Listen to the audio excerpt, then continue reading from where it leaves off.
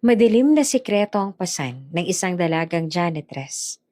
Bata pa lamang siya nang ilibing ng buhay ng sariling pamilya. At mula noon ay tinakasan niya ang lahat. Sa bawat pagwalis ng sahig sa kumpanya, dala niya ang sumpa ng nakaraan. Sumpang sinasabing magpapabagsak sa sino mang magmamahal sa kanya. Ngunit isang gabi, natuklasan ng isang makapangyarihang CEO ang kanyang kakaibang talino. At mula noon, gabi-gabi na siyang tinatawag nitong Lucky Charm. Gabi-gabing inibig ng CEO ang janitress. Hanggang sa pinahanap na lang ito nang hindi na pumasok. Paano kung konektado pala siya sa pamilyang nagtangkang ilibing ng buhay sa kanya? Bago ka pa lang sa channel neto, ibang kwento ni Ate Jane, istorya mo, ikwento ko. Huwag kalimutang pindutin ang notification bell at subscribe button.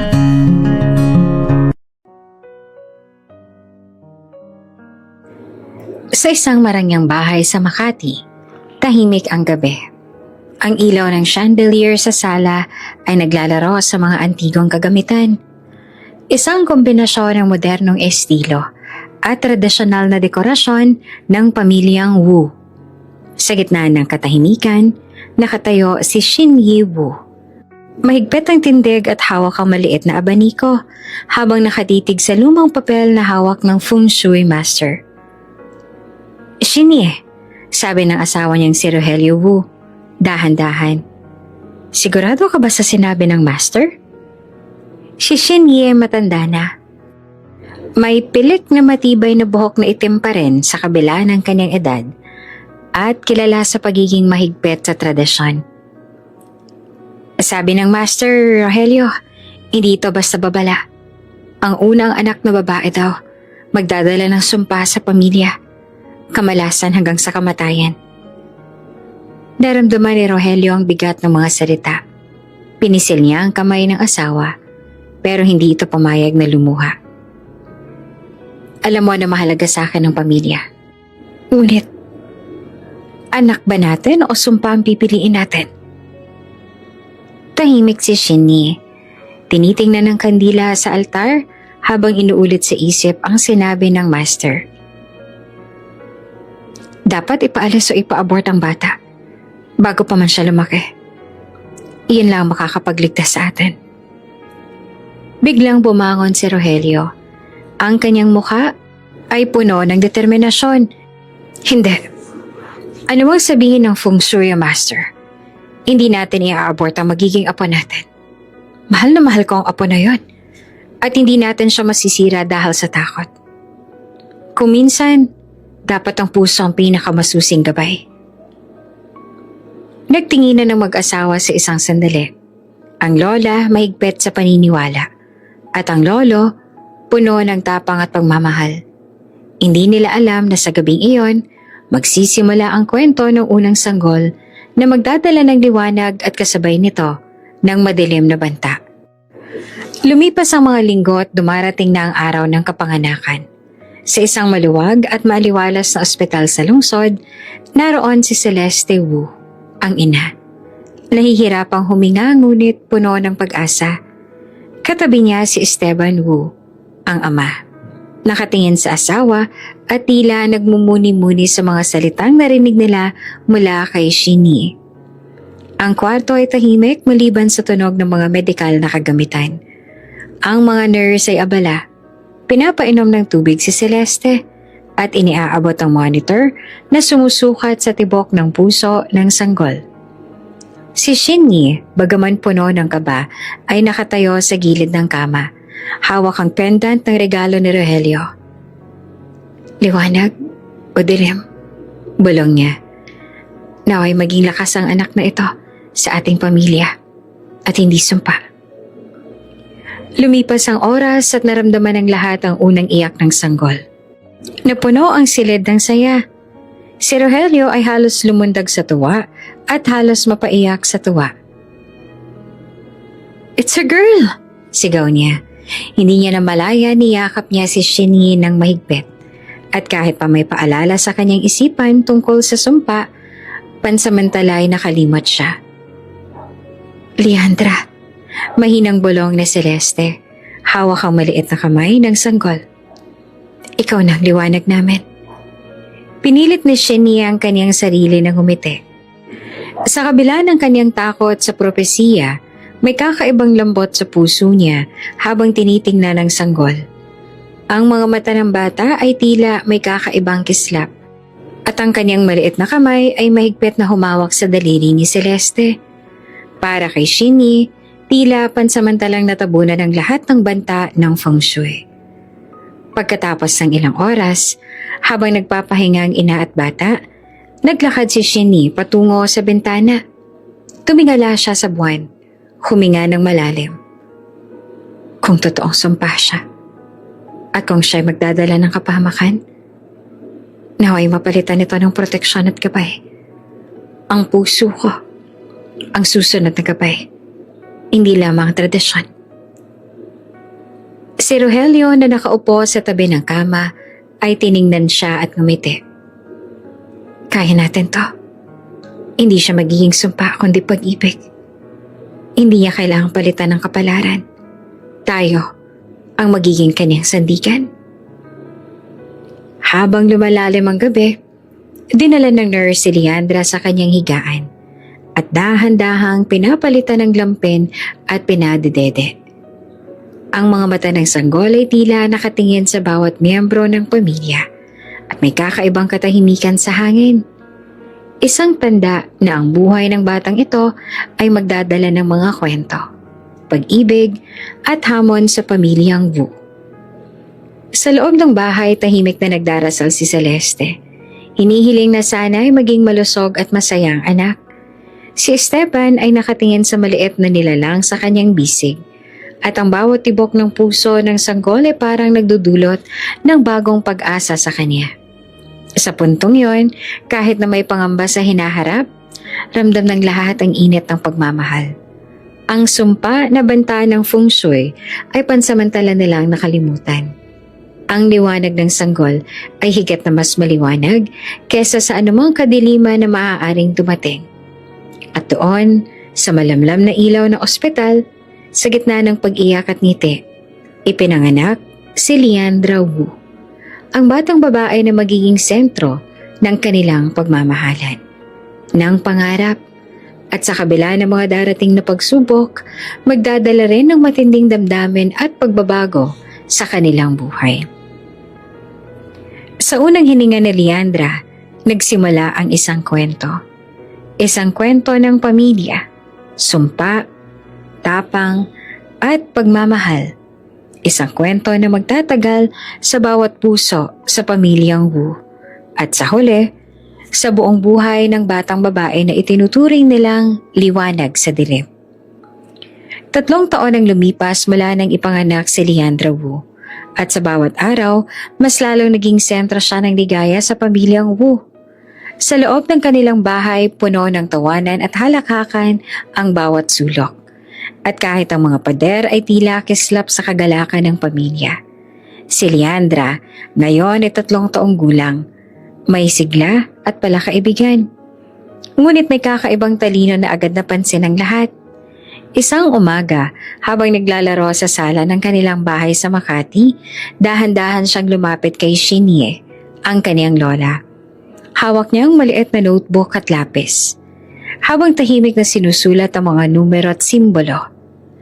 "Lola, tingnan mo to," sabi ni Leandra at ipinakita ang isang simpleng algebra problem na hindi pa inaasahan sa kanyang edad. Ang mga mata ni Shenia ay humilis sa gulat at hindi makapaniwala sa nakikita. Leandra, saan mo natutunan to?" tanong ng lola. Halatang naguguluhan sa halo ng pagtataka at tuwa. "Sa mga libro ni Mama," sagot ni Leandra habang nakangiti. "Binasa ko lang at sinubukan kong intindihin. Tingnan mo, Lola, kaya ko to." Hindi naman makapaniwala si Shenia. Kahit matagal niya nang pinaniniwalaan na malas ang apo niyang ito, nararamdaman niyang ang kakaibang init sa kanyang puso. Pansamantala, nakalimot siya sa lahat ng takot at sumpa. Ang batang babae sa harap niya, na may malamatalinong tingin at matikas na kilos, ay puno ng liwanag at pag-asa. Samantala, si Esteban, ang ama, ay lumapit at niyakap si Leandra. "Ang talino mo talaga, anak," sabi niya habang tinitingnan ang maliit na kamay ng anak na tila may kapangyarihan sa bawat galaw ng lapis at papel. "Tulad ng iyong ina. Pero parang maaga pa para sa iyong mga numero." Si Celeste naman, ang ina, ay nakaupo sa sofa. Pinagmamasdan ng anak at punong-puno ng pagmamahal. "Leandra, anak, hindi lang talino ang meron ka. Puno ka rin ng kabaitan at saya." Bulong niya, halos mapaiyak sa sobrang tuwa.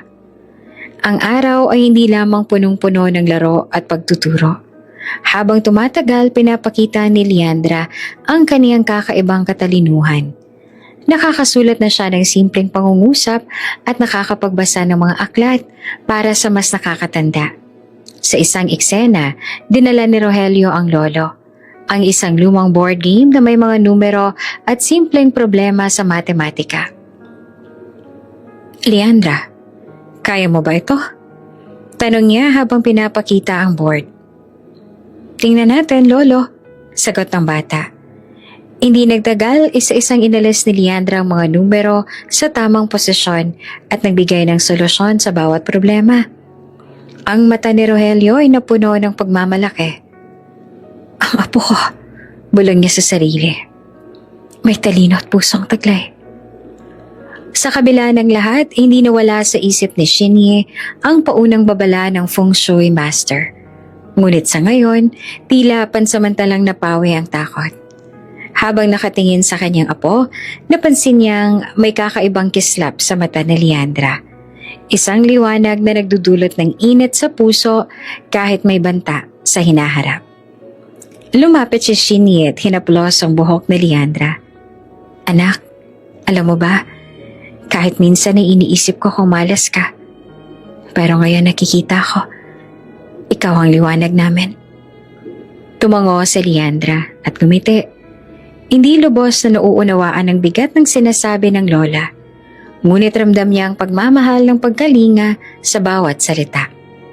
Sa puntong yon, para kay Leandra, simpleng laro at pagtuklas sa mundo ang mahalaga at hindi ang mga komplikadong propesiya. Sa hapagkainan, habang kumakain ng kanilang paboritong adobo at sinangag, patuloy ang pagtuturo ng mga magulang. "Leandra, anak, ito ang tawag sa simpleng division. Tingnan mo, kung meron kang 10 mansanas, hahatiin mo sa 5 tao." Paliwanag ni Esteban. Oo, kaya ko po," sagot ni Leandra. At dali-daling inilagay ang bawat mansanas sa kanyang maliliit na plato. Maayos na pinaghati. Nakangiti naman si Celeste at niyakap ang anak. "Ang galing mo talaga, anak," sabi niya. "Parang maliit na guro na." Sa kabilang silid, si Shinye at Rogelio naman ay nagmasid. Halatang napuno ng pagmamalaki. "Pansamantala, nakalimot ako sa lahat ng sumpa," bulong ni Shinye. Nakatingin sa batang naglalaro at nag-aaral ng walang pagod. "Ang apo na ito, Leandra, ang liwanag ng tahanan." Habang lumalalim ang hapon at nagsisimulang magbadya ang paglubog ng araw, si Leandra ay tumakbo sa hardin kasama ang kanyang maliit na aso. Tumigil siya sandali at tumingin sa mga bulaklak na namukadkad. "Ang ganda po ng mundo," bulong niya sa sarili. Sa murang edad, naramdaman niya ang saya, pag-asa at pagmamahal. Isang kombinasyon na magpapatibay sa kanya sa darating na mga pagsubok. Sa gabi bago matulog, habang hawak ni Leandra ang kanyang paboritong libro, nakita siya ni Shinny at napangiti. "Kung totoong malas ka, anak," bulong niya sa sarili. "Hindi ito halata ngayon. Para sa amin, ikaw ang pinakamagandang regalo." At doon natapos ang araw ng batang prodigy. Isang araw na puno ng tawa, pagtuturo, pagmamahal. Isang simula ng kwento kung paanong magiging ilaw si Leandra sa tahanan, sa kabila ng banta ng sumpa na minsang binalak ang buhay niya. 5 taon na si Leandra. Ang dating masigla at masayang pamilya Wu ay unti-unting nakaramdam ng bigat sa hangin.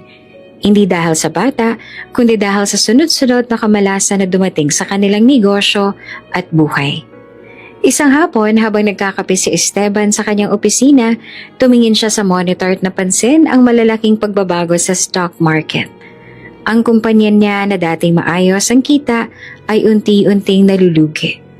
Ang mga numero sa screen ay tila nagbabadya ng kasawiang palad. Hindi to pwedeng mangyari, sabi niya sa sarili habang hawak ang ulo. Samantala, sa kabilang silid si Shinyi naman ay abala sa pagsusuri ng ledger ng kanyang negosyo. Ang dating masagana at maayos sa trading house ay unti-unting humina. Ano ba to? Sunod-sunod na kamalasan. Bulong niya sa sarili. Ang mga kamay ay nanginginig sa galit at kaba. Tumigil siya sandali, huminga ng malalim, at tumawag sa isang feng shui master na matagal niyang pinagkakatiwalaan. Master, kailangan ko po ng payo ninyo. Simula ni Shinyi na puno ng pangamba. Si Leandra bata pa, ngunit parang dala niya sunod-sunod na malas. Ano po bang dapat namin gawin? Tahimik na nakinig ang master. At pagkatapos ay ibinulalas ang hatol na ikinabigla ni Shinyi. Ang batang Leandra, ang sanhe nagsumpa. Kung nais ninyong mawala ang kamalasan at maibalik ang balanse, kailangan siyang ilibing ng buhay. Iyan ang tanging paraan. Ang mga salita ay parang kidlat sa dilim ng bahay Wu. Si Shinyi ay nanlumo. Ang mga mata niya ay puno ng luhang nag-aalab sa takot at galit. Hindi pwede. Hindi ko magagawa to sa apo ko. Bulong niya sa sarili. Ngunit alam niyang may bigat ang propesiya. Dali-daling tumakbo si Shinyi sa sala, kung saan naman naroon ang buong pamilya. Si Celeste ay nakatingin sa kanya. Halatang nag-aalala. Shinyi, anong nangyari? Celeste, Esteban, hindi ko na mawari ang nangyayari. Ang feng shui master ko, sinasabi niya. Hindi niya natapos ang pangungusap dahil napuno na ng mata niya ang luha. Si Esteban, na may halong pagmamahal at pagdududa, ay unti-unting napatingin sa anak. Leandra, tanong niya na halatang nahihirapan. Ang puso niya ay puno ng pag-aalala para sa anak. Ngunit may maliit na boses sa loob niya na nagtatanong, kung totoo nga ba ang sumpa? Si Celeste, buong tapang, ay dahan-dahang lumapit kay Leandra at niyakap ang anak. Anak, huwag kang mag-aalala. Hindi nila kayang saktan ikaw. Bulong niya at halos nanginginig sa galit at pangamba. Hindi pwede. Paulit-ulit na sabi pa ni Celeste sa asawa at lola. Hindi ang anak natin. Hindi siya sumpa. Siya ang liwanag natin.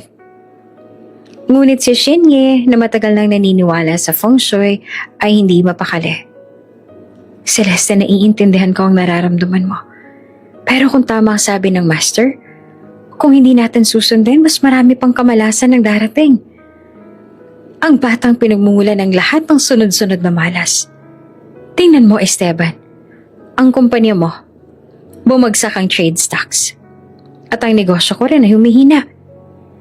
Napatingin si Esteban sa screen at ramdam niya ang bigat ng bawat numero. Ang kanyang puso ay naguguluhan. Pag-ibig sa anak at takot sa sumpa na tila dumarating. Hindi niya gustong maniwala, ngunit hindi rin niya maalis sa isip ang sunod-sunod na malas na tila hindi na simpleng coincidence. Si Leandra, bagamat bata pa ay tila ramdam ang tensyon sa paligid. Tumakbo siya sa dibdib ni Celeste at niyakap ang ina. Mama, okay lang po ba ako? Tanong niya, may halong takot sa tono.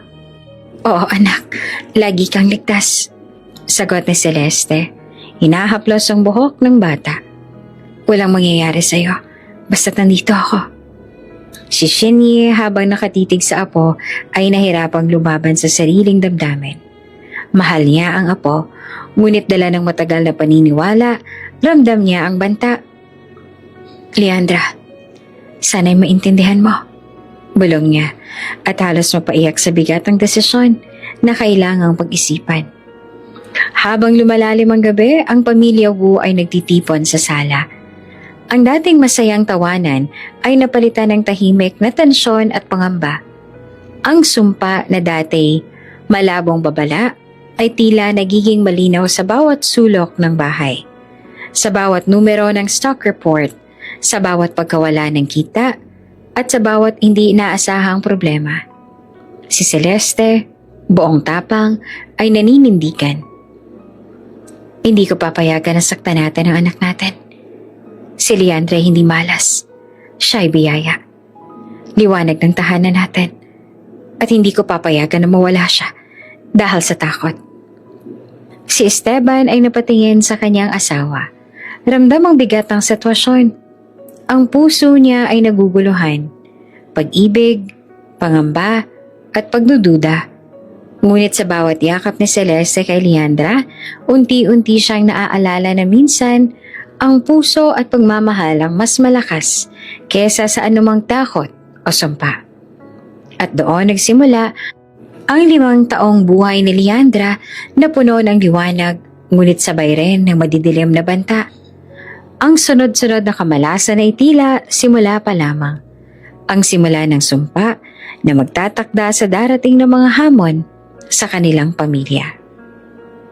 7 taon na si Leandra nang ipinanganak ang bunsong kapatid na si Hiro. Sa unang sandali nang makita ng pamilyang maliit na sanggol na puno ng tuwa ang buong bahay, ang halakhakan at ngiti ay umalinsunod sa bawat sulok. At si Leandra ay sobrang interesado sa bagong miyembro ng pamilya. Leandra, ito ang kapatid mo. Sabi ni Celeste habang hawak si Hiro. Alagaan mo siya, ha? Opo, mama. Sagot naman ng bata. Ang mga mata ay kumikislap sa excitement. Hinawakan niya ang maliit na kamay ni Hiro. At sa unang pagkakataon, damang-dama niya ang pagiging ate. Ngunit sa isang iglap, nagbago ang lahat. Nang unang beses na tuluyang hinawakan ni Leandra ang sanggol, bigla itong humina. Ang mga mata ni Hiro ay nag-roll back at hindi na siya huminga. Ang tahimik na halakhakan ay napalitan ng pag-iyak at pagkabigla. Hindi! Hiro! Sigaw ni Celeste habang pinipilit na buhatin ng anak at tingnan kung may paghinga pa ba. Si Esteban, ang ama, ay napaluhod sa sahig, puno ng pagkabigla. Ang mga mata niya ay puno ng takot at pangamba. Leandra, bakit nangyayari to? Bulong niya na halatang hindi naman makapaniwala. Si Shinyi ay nananatiling nakatayo sa gilid ng kwarto. Mahigpit ang hawak sa abaniko at ang mga labi niya ay nanginginig. Ang propesiya at sumpa na dati takot lamang ay tila biglang nagkatotoo sa harap niya. Ito na, kumpirmado. Bulong niya sa sarili. Ang bata, ang unang anak na babae, ang pinagmumula ng kamalasan. Paulit-ulit silang sumubok magkaanak sa mga sumunod na buwan, ngunit palaging nalalaglagan si Celeste. Ang bawat pangyayari parang patunay sa pamilya Wu na may sumpa nga si Leandra.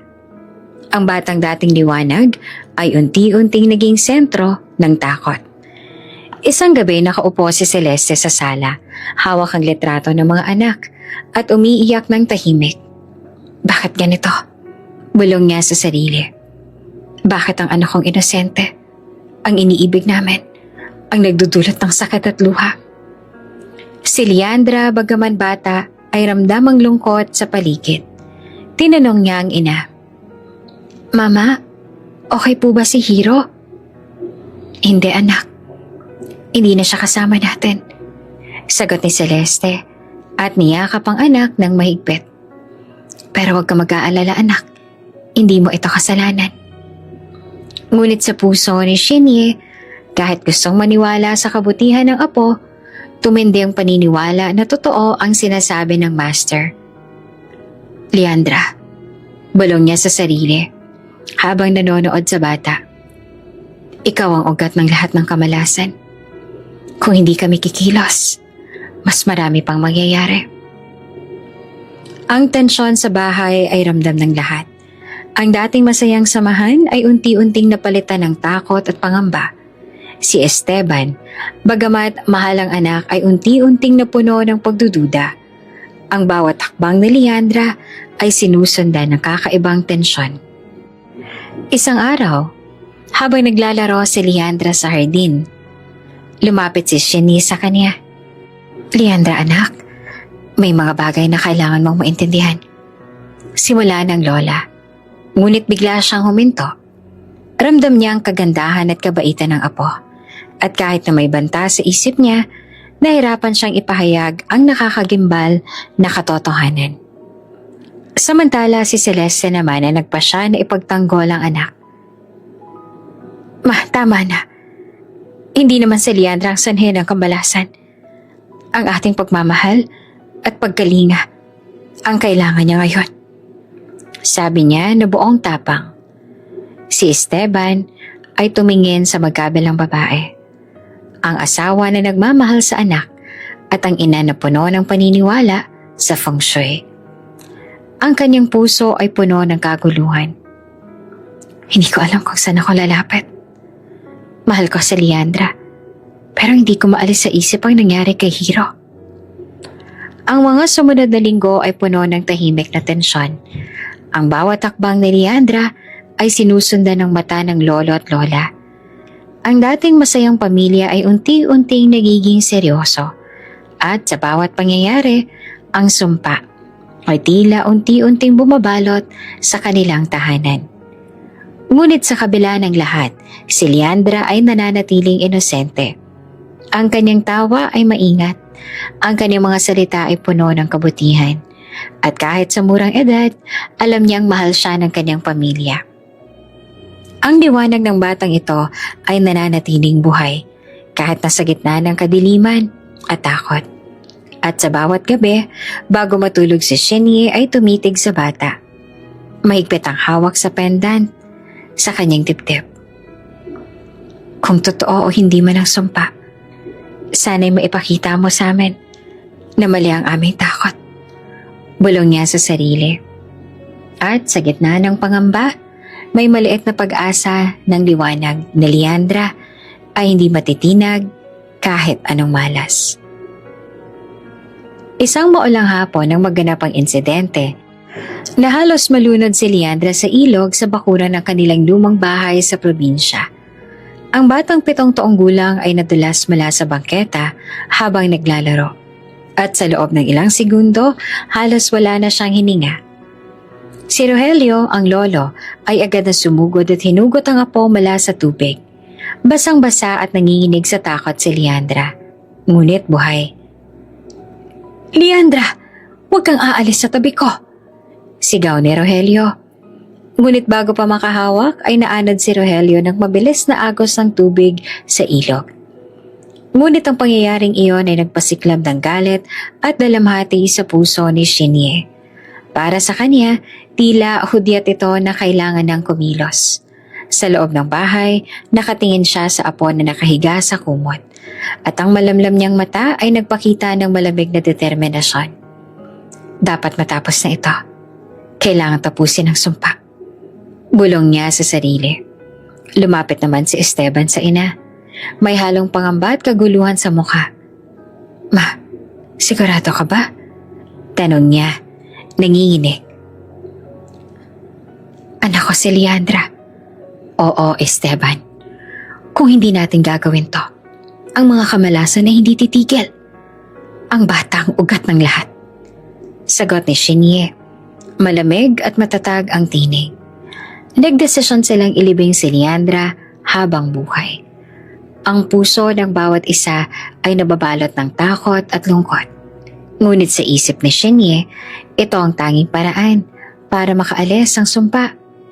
Pumayag naman si Esteban. Hindi dahil gusto niya, kundi dahil nais niyang magkaroon muli ng anak na lalaki. Kung ito ang kailangan, gagawin natin. Para sa pamilya. Bulong niya sa sarili, kahit ramdam ang bigat sa dibdib. Si Celeste, na labis ang pagmamahal sa anak, ay buong tapang na tumutol. Hindi pwede. Anak natin yon, hindi siya sumpa. Sigaw niya. Ang luha ay dumadaloy sa kanyang mga pisngi. Ngunit walang pakialam si Shenie. Sa galit at determinasyon, ipinasok siya sa isang maliit na kwarto at itinaas at isinara ang pinto. Dito ka muna, hindi ka makikialam. Utos pa ni Shenie at siniguradong hindi na mapapalapit si Celeste sa mga mangyayari. Samantala, si Manang Dorina, at tangpat na loyal na katulong ng pamilya Wu, ay lihim na nanonood sa likod ng bintana. Ramdam niya ang panganib at alam niyang kailangan niyang kumilos para iligtas ang batang si Leandra. Sa bawat hakbang ng pamilya na maglilibing sa bata, palihim niyang inihanda ang plano para sa pagtakas at kaligtasan ng bata. Si Celeste ay nakaupo sa maliit na silya sa loob ng silid. Ang mga kamay ay nakakadena sa harap niya. Ang mukha niya ay puno ng luha. Ang dibdib ay nanginginig sa takot at galit. Hindi niya maintindihan kung paano nila nagawa iyon. Ang pagplanong ilibing ang sariling anak. Dahan-dahang pumasok si Manang Dorina, dalang isang maliit na lampara. Ma'am, hindi ko po ito pwedeng iwan. Kailangan natin gumawa ng paraan. Bulong niya. Pilit na pinipigil ang takot sa sarili. Lumapit siya at hinawakan ng kamay ni Celeste sa pamamagitan ng maliit na bakal na rehas. Manang Dorina, paano natin siya maililigtas? Natatakot ako mawala ng anak ko. Bulong ni Celeste. Ang luha ay bumabalong sa pisngi. Ma'am, may plano ako. Pagkatapos mailibing, sa gabi huhukayin ka sa Leandra. Ako nang bahala sa lahat. Pero kailangan ko ng tulong mo. Paliwanag ni Manang Dorina. Matatag ang tinig. Si Celeste naman ay tumango. Bagaman nanginginig sa kaba. Sige, gagawin natin. Kailangan niyang mabuhay. Hindi ko hahayaan ang anak ko na malagay sa panganib. Wika niya. At sa puso niya, nagpasya na siyang susuporta sa lihim na plano ng katulong. Sa ilalim ng malakas na ulan, dinala ni Shenie si Leandra sa malapit na sementadong hukay. Basang-basa ang buhok ng bata, nanginginig at hindi lubos sa maunawaan kung ano ang nangyayari. Lola? Bulong ng bata, halos hindi marinig dahil sa hangin at ulan. Ano pong nangyayari? Ang mga saksi sa paligid ay ang iba pang miyembro ng pamilya. Lahat ay tahimik at puno ng tensyon. Ang bawat hakbang ay mabigat at ang lamig ng ulan ay tila pumipigil sa init ng damdamin.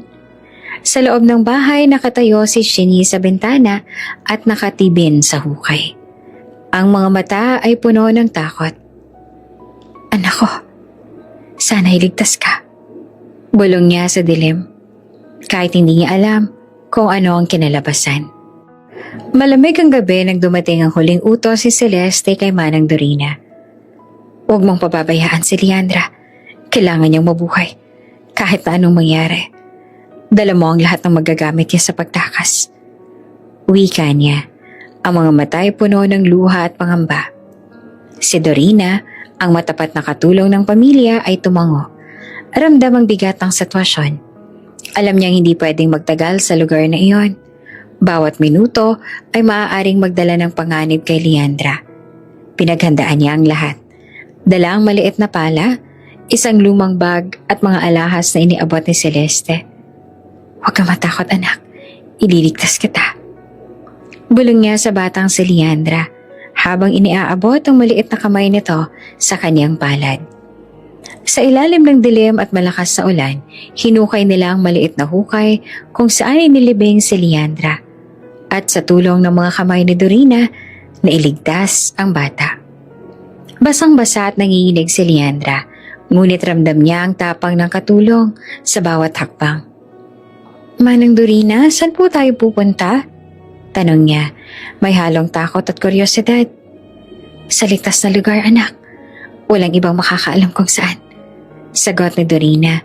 habang mabilis silang nagtatago sa mga puno at mabatong daan patungo sa bundok. Dala-dala rin niya ang mga alahas ni Leandra, maliit na gintong kwentas at pulseras bilang pinansyal na proteksyon sa kanilang pagtakas. Matapos ang ilang oras ng paglalakad, nakarating sila sa isang maliit na kubo sa gilid ng bundok. Ang lugar ay tahimik, malayo sa mata ng mundo. Doon, binago ni Dorina ang pangalan ni Leandra. Mula ngayon, ikaw na ay si Liana. Walang makakaalam ng totoong pangalan mo. Wika niya habang tinuturo sa bata ang bagong pangalan. Sa mga sumunod na taon, lumaki si Liana sa bundok kasama si Dorina. Hindi siya pinapasok sa formal na eskwelahan, ngunit binilhan siya ng mga libro, matematika, agham, kasaysayan at kahit mga kwento ng ibang lugar. Sa bawat pahina, lumalago ang katalinuhan at kuryosidad ng bata. Natututunan niya magbasa at magsulat ang maayos. At sa murang edad, alam niya na ang konsepto ng algebra at simpleng calculus. Sa bawat umaga, si Dorina ay naghahanda naman ng simpleng almusal. At pagkatapos ay nagtuturo kay Liana sa ilalim ng lilim ng malaking puno. Liana, tandaan mo, ang kaalaman ay ang tanging sandata mo sa mundo. Paliwanag ni Dorina habang itinuturo ang mga numero sa lumang notebook. Sa kabila ng lungkot at pangungulila sa pamilya, natutunan ni Liana na maging matatag. Ang bundok ay naging tahanan niya at ang kalikasan ang kaniyang kasama. Ang mga hayop at halaman ay nagbibigay sa kanya ng kaalaman at saya. Tuwing may araw na maliwanag, naglalaro siya sa mga bates, nagmamasid sa tubig at natututo ng mga pattern sa paligid. Isang uri ng calculus ng kalikasan sa murang edad. Ngunit sa bawat gabi, may malalalim na tanong sa puso ni Liana. Nasaan kaya sina mama at papa? Nasaan ang pamilya ko? Tanong niya sa sarili habang nakahiga sa lumang panig sa tabi ni Dorina. Hindi niya lubos na naiintindihan ang mga pangyayari noon. Ngunit ramdam niya ang pagmamahal at seguridad ng katulong. Si Dorina naman ay laging naniniwala sa pangarap ng bata. Huwag kang matakot, anak. Ang buhay mo ay mahalaga. Darating ang panahon na malalaman mo ang katotohanan at magtatagumpay ka. Sabi niya at inayos ang buhok ni Liana at inayos rin ang kumot nito. Dahil sa mga libro at pagtuturo ni Dorina, si Liana ay naging batang maalam, masigasig at may pangarap. Natutunan niya kung paanong harapin ang mga problema kahit na mailap sa tao. Kahit wala siyang kaalaman sa modernong lungsod o teknolohiya noon, ang kanyang katalinuhan at talino ay lumalago. Tuwing umuulan, naririnig niya ang mga tunog ng kalikasan at doon niya natutunan ang mga pattern sa hangin, tubig at lupa. Unti-unti lumalakas ang kanyang determinasyon na balang araw matutuklasan niya ang totoong mundo at ang kanyang pamilya. Ang mga alahas na iniwan ni Celeste ay naging simbolo ng pag-asa na sa tamang panahon ay magagamit niya. Sa loob ng simpleng kubo, si Liana ay naging bata na puno ng pangarap. Ang kanyang murang puso ay puno ng katalinuhan at pananabik sa hinaharap. Ang bundok, bagamat mailap at malayo sa mundo, ay naging lugar kung saan siya natutong lumaban para sa kanyang buhay at kinabukasan. Sa bawat pahina ng libro, sa bawat hakbang sa gubat, at sa bawat kwento ni Dorina, natutunan ni Liana na kahit mailap sa tao, maaari siyang mabuhay ng may tapang at pangarap. Ang batang janitress sa hinaharap ay nagsisimula ng bumuo ng sarili niyang mundo. Isang mundo ng katalinuhan, tapang at pangarap. Handa sa darating na hamon. Malamig ang tahimik ng silid kung saan nakahiga si Dorina. Ang kanyang katawan ay nanginginig sa sakit at ang bawat paghinga ay halata ang hirap. Si Leandra ngayon ay 12 taong gulang na, nakaupo sa tabi niya. Hawak ang kamay ng tanging taong nag-aalaga sa kanya sa buong buhay. Leandra, anak, may huling bilin ako sa'yo. Bulong ni Dorina. Ang tinig niya ay nanginginig ngunit puno ng pagmamahal. Hinawakan niya ng mahigpit ang kamay ng dalaga. Ramdam ang init kahit pa may lamig sa paligid. Umiyak si Leandra. Manang Dorina, please. Huwag mo po akong iwan. Tumigil si Leandra sa pag-iyak. Nanginginig ang boses. Alam niyang malapit nang mawala ang matandang babae na nagpakita sa kanya ng mundo. Leandra, huwag kang iiwig si Inchik. Wika ni Dorina. Pinipilit na magpakatatag sa kabila ng kanyang pagod. Mahalaga ang puso mo. At baka may masamang mangyari kung susundin mo sila. Hindi naman naintindihan ni Leandra ang buong ibig sabihin ng babala. Ano pong Inchik? Bakit hindi siya pwedeng umibig? Ngunit hindi niya lubos na naintindihan. Ramdam niya ang bigat ng salita sa kanyang puso. Ang babala ni Dorina ay parang apoy na nag-iwan ng bakas sa kanyang murang puso. Isang paalala na may panganib sa hinaharap, pero hindi malinaw kung ano. Manang Dorina, bakit po? Bulong ni Leandra. Ang luha ay bumabaloy sa kanyang pisngi.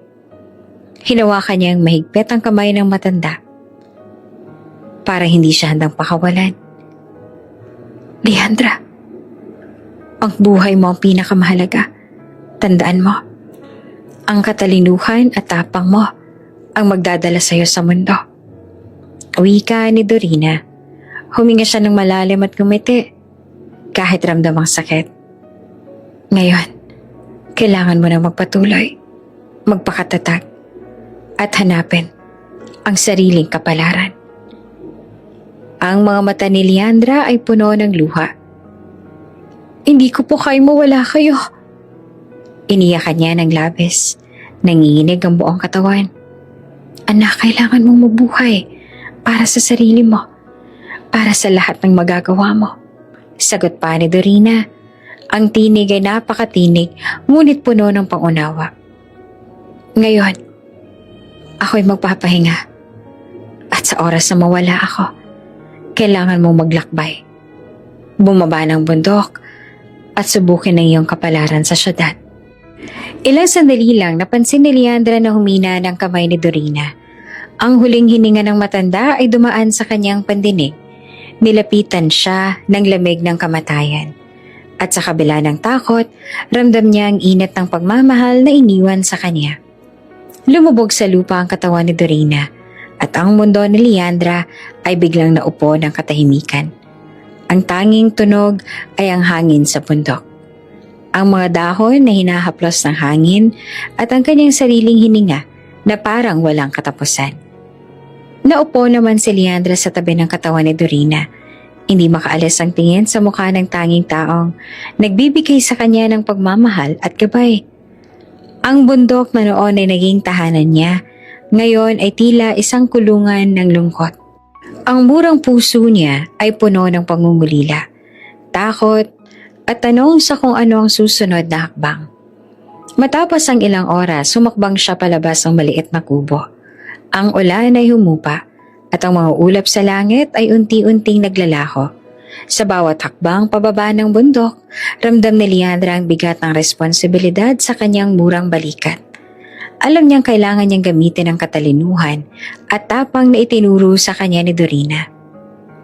Leandra anak, huwag kang matakot. Bulong niya sa sarili, pinipilit na palakasin ang loob. Ang bundok ay puno ng alaala. Ang bawat libro, bawat turo, at bawat kwento ni Dorina ay naging gabay niya. Sa unang pagkakataon, naisip niya na kailangan niyang lisanin ang bundok, hindi lamang upang matuklasan ang mundo, kundi upang subukin ang kanyang sariling kapalaran. Ang lungsod ay puno ng panganib, ngunit ramdam niya ang tapang na ipapakita sa bawat hakbang. Bago tuluyang bumaba, huling tumingin si Leandra sa kubo. Paalam, Manang Dorina. Salamat sa lahat. Pangako, gagawin ko ang lahat ko para maging matatag. Bulong niya. Ang luha ay bumabalong sa pisngi. Sa puso niya, ang pangarap at aral na iniwan ni Dorina ay nagsilbing ilaw sa dilim ng kanyang bagong simula. At sa bawat akbang pababaan ng bundok, ramdam ni Leandra na bagaman mag-isa siya, dala niya ang pagmamahal, katalinuhan at tapang na magdadala sa kanya sa bagong yugto ng buhay. Isang yugto kung saan siya ang magsusulat ng sariling kapalaran sa syudad. Ang bus ay puno ng ingay at amoy ng lungsod ng humakbang si Leandra sa terminal. Ang mga mata niya ay nagmamasid sa paligid. Mataas sa gusali, puno ng ilaw at mga tao na nagmamadali sa kani-kanilang destinasyon. Para sa batang lumaki sa bundok, ang syudad ay isang ibang mundo. Mabilis, maingay at puno ng misteryo. Dala niya ang maliit na bag na naglalaman ng ilang damit, libro at mga alahas na iniwan ni Dorina. Habang naglalakad sa kalsada, ramdam niya ang bigat ng responsibilidad sa sarili. Kailangan niyang mabuhay, magtrabaho at matutunan ng mga bagay na hindi niya naranasan sa bundok. Paano ba ako makakahanap ng trabaho dito? Wala naman akong records. Bulong niya sa sarili. Habang sinusulya pa ng mga flyer sa kanto at mga pahayagan na nakatambak sa stall. Hindi niya alam kung paanong magsimula, ngunit alam niya na kailangan niyang subukan. Lumapit siya sa isang maliit na tindahan at bumili ng pahayagan. Nang buksan niya ito, napansin niya ang anunsyo. Naghahanap ng janitress sa Rivera Holdings. Walang educational requirement, mabilis na training. Ramdam ni Leandra ang pag-asa. Ito na marahil. Wika niya. Ang dibdib ay kumakabog sa excitement at kaba. Dali-dali siyang nagtungo sa address na nakasulat. Ang Rivera Holdings sa isang malaking gusali. Kumikinang sa modernong disenyo at mataas sa salamin sa harap. Pumasok siya sa lobby. Ang mga tauhan ay abala sa kani-kanilang gawain. Sa pagtugon sa receptionist, ipinakita niya ang flyer at ipinahayag ang kanyang hangarin na mag-apply. Bagong hire po, sandali lang tatawag ako sa HR, sabi ng receptionist, habang nakangiti. Habang naghihintay, tinignan ni Leandra ang paligid. Malinis, maayos, at moderno ang buong gusali. Napansin niya ang mga security cameras, elevator sa kumikilos ng mabilis, at mga empleyadong naglalakad ng mabilis, dala ang mga dokumento. Para sa isang batang lumaki sa bundok, ang lahat ay kakaiba at nakaka-excite. Ilang sandali lang dumating ang HR manager at tinanong siya, "Kamusta, miss? Paano ka nakarating sa amin?" "Nabasa ko po sa pahayagan ng job opening at interesado po ako magtrabaho bilang janitress," sagot ni Leandra. Malinaw ang boses, bagaman nanginginig ang kamay sa kaba. Pinagmasdan siya ng HR manager. "Wala ka bang educational records?" tanong niya, na tila may pag-aalinlangan. Wala po, pero mabilis po ako matuto. Masipag din po ako at marunong mag-ayos ng mga bagay. Kahit simple po ang trabaho, gagawin ko po ito ng maayos," paliwanag ni Leandra. Tinitiyak ang sarili na maipapakita ang determinasyon at sipag. Matapos ang ilang minuto, ngumiti ang HR manager. "Sige, may subukan natin. Magsimula ka bukas. Sundan mo ang assistant namin para sa orientation at pagpapakilala sa building." Ramdam ni Leandra ang kaligayahan na dumapo sa dibdib niya. Isang simpleng trabaho, ngunit para sa kanya, ito ay simula ng bagong buhay. Ang bawat hakbang sa loob ng malinis na gusali ay nagbigay sa kanya ng kakaibang pakiramdam. Isang pagkakataon na magsimulang muli at marahil mas mapalapit sa sagot ng kanyang nakaraan. Pagkatapos ng orientation, naglakad siya sa paligid ng gusali. Nakita niya ang mga empleyado na nagkatuwaan sa break room. Ang mga conference room na puno ng mahahalagang meeting at ang opisina na may modernong computer at dokumento. Para kay Leandra, ang lahat ay bago at kamangha-mangha. Kinaumagahan, oras na ng kanyang trabaho. Habang naglilinis sa isang conference room, napansin niya ang isang malaking chart ng stocks at trading data sa isang monitor. Ang mga numero ay pamilyar sa kanya. Natutunan niya ito mula sa libro ni Dorina. Hindi niya maiwasang humanga sa sarili. Ramdam niya na kahit lumaki siya sa bundok, ang katalinuhan at kaalaman ay dala-dala niya sa bawat hakbang. Sa maliit na silid ng janitorial, naglatag siya ng mga kagamitan. Mop, walis, at cleaning solutions. Habang nililinis niya ang sahig, napaisip siya. Baka ito na ang simula ng pagbabago sa buhay ko. Hindi niya alam na ang simpleng trabaho bilang janitress ay magiging pintuan para matuklasan ang kanyang nakaraan. Ang pamilya at ang kapalaran na matagal nang tinatago sa kanya. Sa gabi, pauwi na si Leandra sa kanyang maliit na inuupahang kwarto. Habang nakaupo sa gilid ng kama, tiningnan niya ang mga alahas si Dorina na dala niya pa rin. Ang bawat isa ay simbolo ng pag-asa, determinasyon at pagmamahal.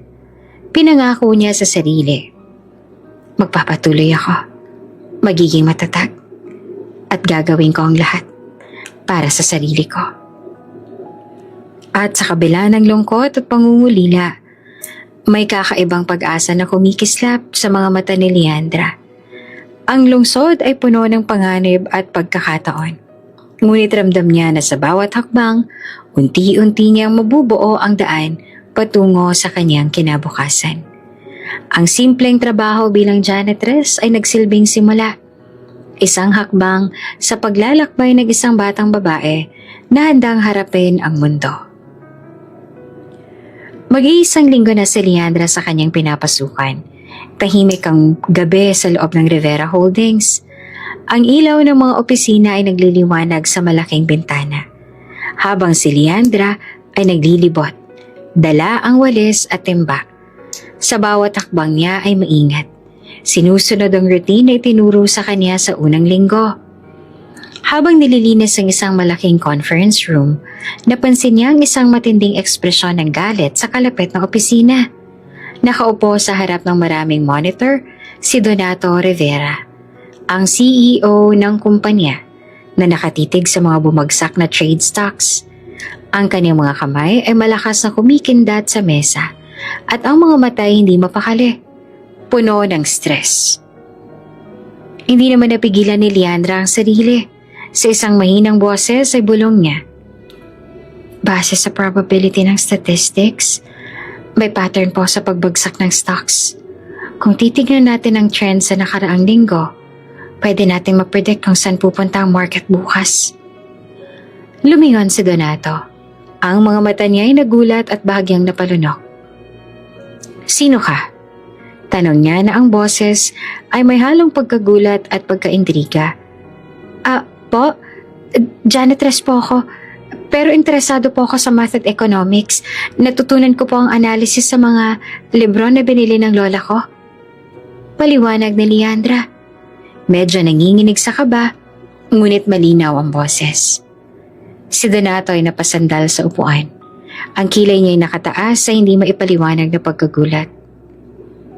Janitress, na marunong mag-analyze ng stocks? Bulong niya sa sarili. Pagkatapos ay muling tumingin kay Leandra. Anong pang alam mo? Si Leandra ngayon ay nakatayo na ng matuwid. Hinawakan ng walis bilang suporta sa sarili. Marunong po ako ng basic calculus, algebra at probability. Kahit po wala akong formal na edukasyon, natutunan ko po sa sarili ko at sa mga librong iniwan sa akin ng lola ko. Naglakad si Donato palapit sa kanya. Tiningnan siya mula ulo hanggang paa. Ang dalaga ay maliit ang pangangatawan, ngunit ramdam ang determinasyon at katalinuhan sa kanyang mga mata. At sinong nagsabi sa'yo na pwede mong ipahayag ito sa akin, janitress? Tanong niya. May halong ngiti na nagtatago sa likod ng seryosong ekspresyon. Hindi po ako nakapagpigil. Nakita ko po na nahihirapan kayo kaya gusto ko po sanang makatulong. Sagot ni Leandra. Medyo kinakabahan ngunit matatag. Si Donato naman ay tumigil sa harap niya, hawak ang braso sa likod. Nakakabilib. Kakaibang bravery para sa isang janitress. Tiningnan niyang muli ang monitor. Sige, Ipakita mo sa akin ang analysis mo. Kung tama ka, baka mas marami tayong matututunan sa'yo. Si Leandra naman ay ngumiti, hindi dahil sa papuri, kundi dahil sa pagkakataong maipakita ang kaniyang kaalaman. Dahan-dahan niyang inilatag ang kanyang interpretation sa mga graphs, numerical patterns, at statistical trends. Habang nagsasalita, ramdam niya ang excitement. Ang ideya na kahit janitress lang siya, may alam siya na mahalaga sa isa sa pinakamakapangyarihang tao sa kumpanya. Ang ginagawa ko po, base sa pattern ng huling 2 linggo, pwede po nating i-anticipate ang paggalaw ng stock sa susunod na araw. May maliit na risk pero mataas ang posibilidad na makabawi ang portfolio. Paliwanag niya ng malinaw, gamit ang simpleng salita, ngunit tumpak sa detalye. Napahinto naman si Donato sa paghinga. Napansin niya ang talino at focus ni Leandra at ang kakaibang paraan ng bata sa pag-intindi ng numero at trends. Impressive. Saan mo naman natutunan to? Tanong niya na halos hindi makapaniwala. Self-study po. Sa mga librong iniwan po sa akin ng lola ko. Sagot ni Leandra. Mahinhin, ngunit may determinasyon. Wala akong guro pero sinusubukan ko pong intindihin at i-apply sa totoong sitwasyon. Si Donato ay huminga ng malalim. Ang dating galit na ekspresyon ay unti-unting napalitan ng paghanga. Talaga? Janitress ka lang. Pero may utak at bravery. Marami dapat ako matutunan sa iyo. Anong pangalan mo? Liana po. Tugon ng dalaga. Si Liana ay napangiti. Inalala niya ang sabi ni Dorina na huwag sabihin ang totoo niyang pagkakakilanlan. Napangiti ang dalaga sa mga nangyayari ngayon sa kanya, hindi lamang sa papuri, kundi sa damdamin na may napapansin siyang bagong pagkakataon. Ang simpleng paglilinis sa gabi ay nauwi sa isang eksena na nagbukas ng bagong daan. Isang pintuan para sa kanya upang maipakita ang katalinuhan at marahil matuklasan ang mas malalim na misteryo ng kumpanya at ng kaniyang kapalaran. At sa gabing iyon, habang bumabalik sa janitorial closet, ramdam ni Leandra na unti-unti niyang nabubuksan ang pinto ng pagkakataon. Ang dating simpleng trabaho ay nagsisilbing simula para makilala ang CEO. At sa hindi inaasahang paraan, maipapakita niya ang talino at tapang na itinuro sa kanya ni Dorina sa bundok. Lumipas ang ilang linggo mula ng unang gabing nakilala ni Leandra si Donato, ang simpleng janitorial shift ay nagbago na. Hindi lamang dahil sa trabaho, kundi dahil sa pagkakataong makatulong sa isang tao na dati malayo sa kanyang mundo. Gabi-gabi matapos ang kanyang regular shift, tinatawag siya ni Donato sa executive office. Ang ilaw ng opisina ay mahina, ngunit malinaw ang mga screen ng computer. Punong-puno ng graphs, trading data, at projections. Liana, simula ni Donato isang gabi. Pansinin mo to. Base sa analysis mo kahapon, tamang intuition mo sa pattern ng stocks. Gusto kong tulungan mo akong i-forecast ang market para sa susunod na linggo. Nakangiti naman si Leandra, kahit bahagyang kinakabahan. Opo sir, tignan po natin ang trends at probabilities. Habang inaayos niya ang mga numero, ramdam niya ang init ng pagtingin ni Donato. Hindi lamang bilang boss, kundi parang may paghanga sa kanyang talino. Habang pinapaliwanag ni Leandra ang kanyang analysis, nagulat siya sa dami ng tanong ni Donato. Paano mo nakuha ang correlation dito? At anong epekto ng bagong policy sa performance ng stock? Base po sa pattern ng market at historical data, pati na rin sa behavior ng investors, pwede po nating i-predict ang magiging galaw. Kung gagawin po natin ang strategy na to, mataas ang posibilidad na tumaas ang profit. Sagot ni Leandra. Malinaw at maingat sa bawat salita. Nagulat si Donato sa linaw at tapang ng dalaga sa pagpapaliwanag. Sa kanyang isip, Baka nga ito ang lucky charm ng kumpanya. Simula nang pumasok siya, sunod-sunod na ang swerte. Ang dami ng projects sa dati nahihirapan silang tapusin. Ngayon ay mabilis na at mas maayos na dahil sa insight ni Leandra. Talaga namang kahanga-hanga ka, Leandra. Wika ni Donato. Ang boses ay puno ng paghanga. Hindi ko akalain na isang janitress lang ang may ganitong katalinuhan. Ngumiti si Leandra, bahagyang nahiya. Salamat po, sir. Nais ko lang po makatulong kahit papaano. Habang nagpapatuloy ang gabi, ramdam ni Leandra ang kakaibang tensyon. Hindi niya alam na unti-unti na siyang nagiging espesyal sa mata ng CEO. Ang bawat pagtitig na Donato sa kanya ay tila may kahulugan. Hindi lamang bilang empleyado kundi bilang isang taong may halaga sa kanya. Isang gabi, habang inaayos niya ang mga dokumento sa desk, napansin niya ang isang maliit na ngiti ni Donato. Yana, may bago akong pangalan para sa'yo. Wika niya. Ang tono ay may bahid ng biro ngunit seryoso sa kahulugan. Pangalan po? Usisa ni Leandra. Nagtaka sa kakaibang seriousness ng CEO. Lucky charm, sagot ni Donato ng may ngiti. Simula nang pumasok ka sa kumpanya, parang may magic. Lahat ng problems natin, unti-unting nagiging manageable. Kaya ikaw na magiging lucky charm namin. Napangiti naman si Leandra. Hindi siya makapaniwala sa narinig. Ako po? Lucky charm? Tawa niya ng mahina. Bahagyang nahihiya. Oo, totoo. Sagot ni Donato. Ang mga mata niya ay hindi niya itinago ang paghanga at respeto. Pero hindi lang dahil sa swerte, kundi dahil sa talino, tapang at dedication mo. Kaya importante ka sa kumpanya. Habang nagtatrabaho, ramdam ni Leandra ang isang kakaibang init sa puso niya.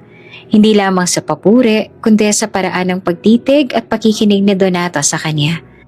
Ang simpleng pagtulong sa executive office ay nagbukas ng bagong pakiramdam, isang damdamin na hindi niya lubos na maintindihan. Sa mga sumunod na gabi, mas lumalim ang kanilang collaboration. Pinapaliwanag niya ang mga numerical trends, nagmumungkahi ng strategies at nagsusuri ng data. Si Donato, sa bawat gabing magkasama sila, ay lalong humahanga sa kanyang talino at tapang. Ngunit sa bawat pagkakataon, hindi alam ni Leandra ang damdamin ng CEO. Ang simpleng pagtutulungan ay unti-unting nagiging espesyal, hindi lamang sa trabaho, kundi sa personal na level.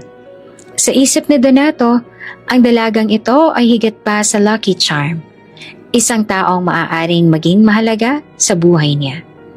At sa bawat gabing nagtatapos, habang pauwi si Leandra sa maliit niyang kwarto, iniisip niya ang mga nangyari.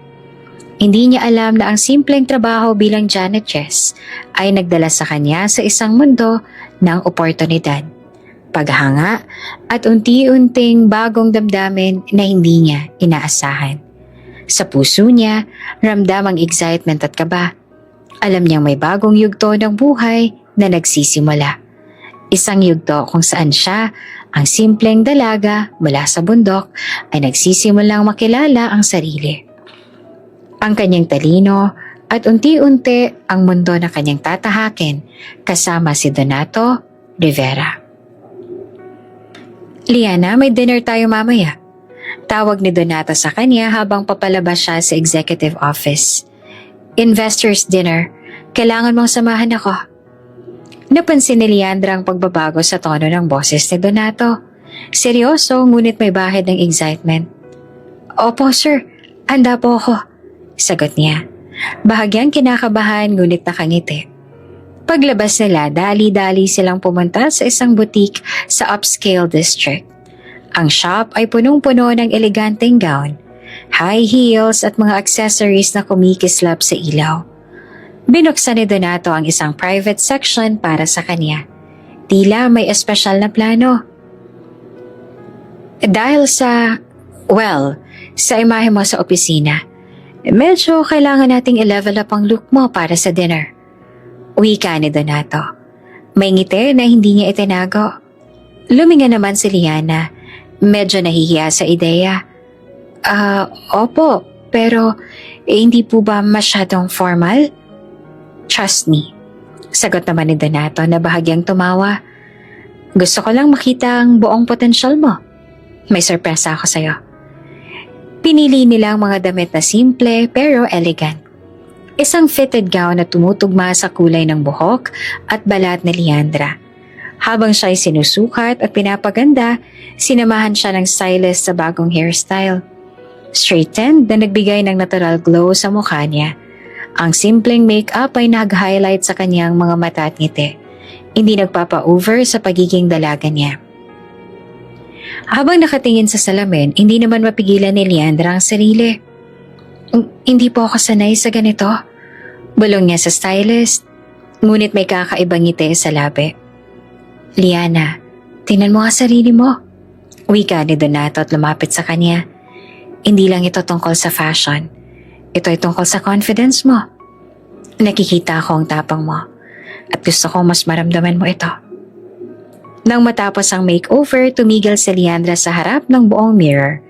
Ang dating simpleng janitress na nakikita niya sa salamin ay napalitan ng isang eleganteng dalaga na may aura ng sophistication at grace. Hindi niya lubos akalain na ganito siya tignan sa mata ng iba. Si Donato sa kabilang banda ay hindi naman makatingin sa ibang bagay kundi sa kanya. Liana, nakakamangha ka. Wika niya na halos napapahiya sa sarili sa pagiging honest. Hindi ko alam kung paano mo nagagawa to pero grabe, ang ganda mo. Napangiti si Leandra. Nangingiti sa damdamin na hindi niya pa nararanasan. Salamat po, sir. Hindi po ako sanay sa ganitong atensyon. Sabi niya na medyo nahihiya. Ngunit ramdam niya ang sincerity sa tono ni Donato. Paglabas nila sa butik, pinili ni Donato ang isang sleek na sedan. Huwag kang mag-aalala sa dinner. Sasamahan kita sa bawat hakbang. Gusto ko lang na maipakita sa mundo kung sino ka talaga. Kahit simpleng Liana lang sa akin, nakikita ko ang lahat ng potensyal mo. Sa restaurant, ramdam ni Leandra ang pagkakaiba. Ang mga mata ng mga investors ay bahagyang nakatingin sa kanya, hindi lamang dahil sa attire, kundi sa aura na nagmumula sa confidence at intelligence niya. Habang nagpapakilala sa kanila si Donato, napansin niya ang mga titig na may halong paghanga at curiosity. Liana, ito ang mga kasama ko sa dinner. Sila ang investors na magde-decide sa direksyon ng kumpanya. Paliwanag ni Donato, habang hawak ang kanyang kamay bilang subtle support. Habang nag-uusap, si Leandra naman ay nagpakita ng natural na charm. Hindi lamang kagandahan ang kitang-kita sa kanya. Ang kaalaman, elegance at pagiging approachable niya ay nagdala ng atensyon ng bawat isa. Si Donato ay lihim na humanga. Ang bawat ngiti, bawat salita at bawat galaw ni Leandra ay nagpatibay sa damdamin niya. Ang simpleng janitress na minsang nakikita niya sa office ay unti-unting nagiging isang mahalagang tao sa puso niya. Pagkatapos ng dinner, habang pauwi, sinabi ni Donato, Liana, gusto kong malaman mo. Hindi lang sa trabaho ka mahalaga sa akin. Nakikita ko ang galing mo, ang tapang mo, at ang totoong ikaw. Huwag mong kalimutan ito. Napangiti si Leandra. Ramdam ang kakaibang init sa puso. Salamat po, sir. Marami po ako natutunan ngayong gabi. Sagot niya at hindi alam kung paanong ipapahayag ang nararamdaman. Ngunit ramdam niya ang koneksyon sa CEO. Sa gabing iyon, habang nakaupo sa kotse pa uwi, iniisip ni Leandra ang mga nangyari. Ang simpleng makeover ay hindi lamang nagbigay ng bagong itsura, kundi nagbukas ang pinto para sa kanya. Isang pinto patungo sa oportunidad, paghanga at damdaming unti-unting bumabalot sa kanyang puso. At sa likod ng isipan niya, alam niyang nagsisimula ang bagong yugto. Isang yugto kung saan ang dating janitress mula bundok ay unti-unti nang nakikilala. di lamang sa kanyang katalinuhan, kundi pati sa buong presensya niya sa mundo. Mabilis na tumakbo ang gabi sa private dining room ng eksklusibong restaurant. Si Leandra ay nakaupo sa tabi ni Donato. Kaunti pa rin ang kaba sa dibdib niya, ngunit pinilit niyang panatilihin. Maayos ang postura. Liana, gusto kong ipakilala sa iyo ang matalik kong kaibigan at soul brother. Wika ni Donato. Ngiti sa labi habang kumukuha ng isang lalaki mula sa kabilang dulo ng mesa. Si Lucero. May magandang tindig at may hawig na kaakit-akit. Liana, kamusta? Ang dami kong narinig tungkol sa'yo. Bati niya na may halong curiosity at galak. Napangiti naman si Leandra. Bagyang nahihiya sa atensyon ng kaibigan ng CEO. Ako po? Ayos lang po. Salamat po sa pag-anyaya. Sagot niya. Sinusubukan na magpakita ng natural na charm. Habang nag-uusap, biglang may dumating na grupo sa restaurant. Si Leandra ay hindi agad nakapansin sa kanila sa umpisa, hanggang sa isang babae na may pamilyar na aura ang lumapit. Dalang mainit ng ngiti at pagkakakilala. Ma'am? Bulong ni Liana sa sarili. Hindi siya makapaniwala sa nakita. Si Celeste Wu, ang kanyang ina. Kasama ang kanyang ama, si Esteban. At ang lolang si Xin Yi. Kasama rin ang nakababatang kapatid na sina Severino at Lucero, na kanyang kaibigan na ngayon. Si Leandra naman ay naninigas sa pagkakakita. Ang mundo niya ay biglang umikot. Naghalo ang takot, kagalakan at kawalang tiwala. Hindi siya makagalaw, hindi makapagsalita. Lahat ng alaala ng bundok, ni Dorina at ng kanyang bagong buhay bilang Diana ay naglalaro sa kanyang isipan. Liana, gusto kitang ipakilala sa pamilya ko. Wika ni Lucero. Halatang hindi alam ang bigat ng emosyon na bumabalot sa kanya. Ako nga pala si Lucero Wu, anak ng pamilyang Wu, at sila ang pamilya ko. Ang mga salita ni Lucero ay parang echo na bumabagsak sa tenga ni Leandra. Biglang nakakilala siya sa mga mukha ng kanyang nakatagong nakaraan. Ang kanyang ina, ama at lola. Hindi niya inaasahan na sa gabing iyon, habang nakikipag-dinner sa mga investors, makikilala niya ang sariling pamilya. Mama, Papa, bulong ni Leandra.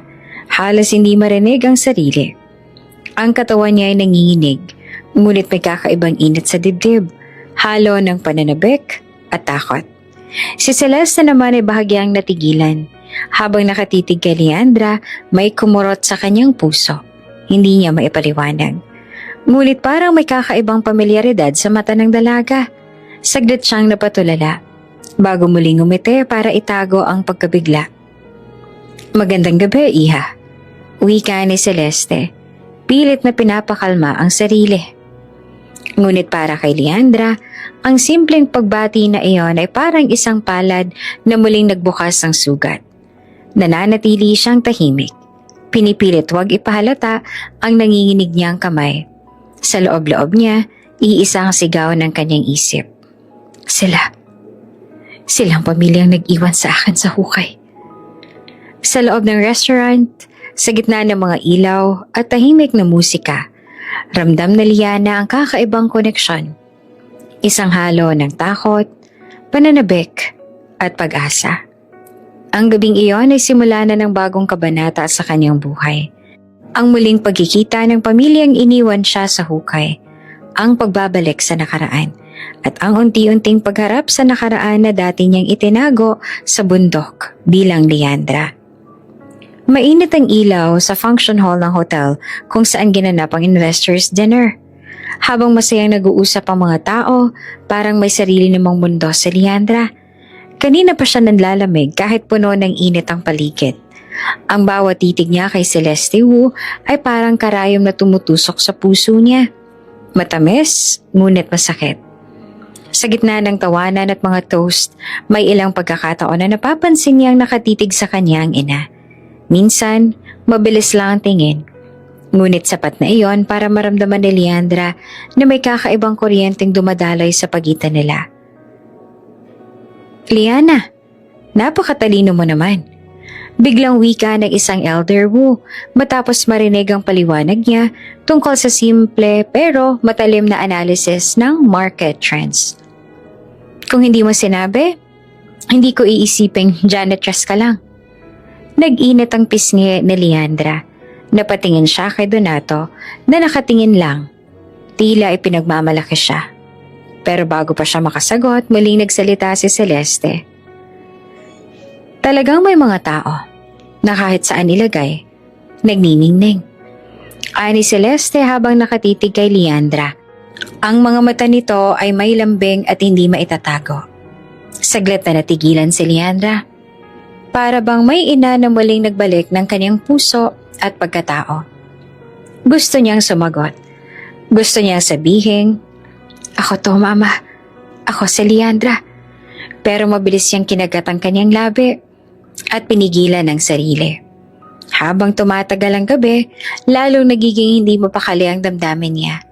Lalo nang bigla siyang nilapitan ni Celeste sa isang tahimik na sulok ng hall. "Liana, iha." Wika nito.